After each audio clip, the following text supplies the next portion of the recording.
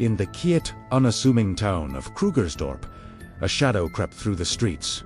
Unseen and unheard, it walked among ordinary people, cloaked in normalcy, but driven by a darkness that would soon shatter the community's peace. This group, who called themselves Electus per Deus, chosen by God, believed they were on a holy mission, but their deeds were far from divine. This is the chilling true story of the Krugersdorp Killers, a saga of manipulation, murder, and misplaced faith that became one of South Africa's most notorious criminal cases. It all began with a series of seemingly unrelated, yet brutal, acts. Financial advisors, real estate agents, ordinary people going about their lives suddenly turned up dead.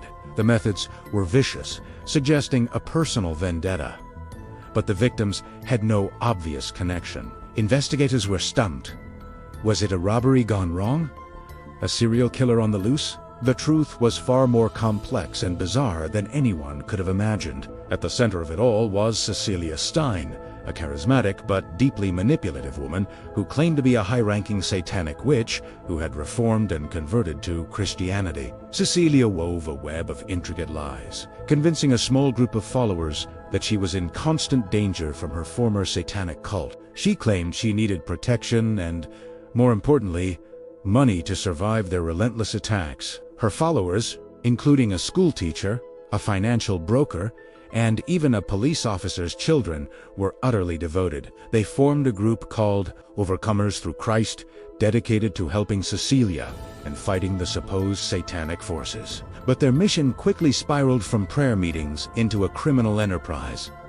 It started with fraud. The group targeted people with money, tricking them into handing over their life savings under the guise of religious investments or charitable donations. But when the money wasn't enough, or when people grew suspicious, the ministry turned to murder. The first victims were members of their own church who questioned Cecilia's stories. Then, they moved on to outsiders, anyone they could exploit for financial gain.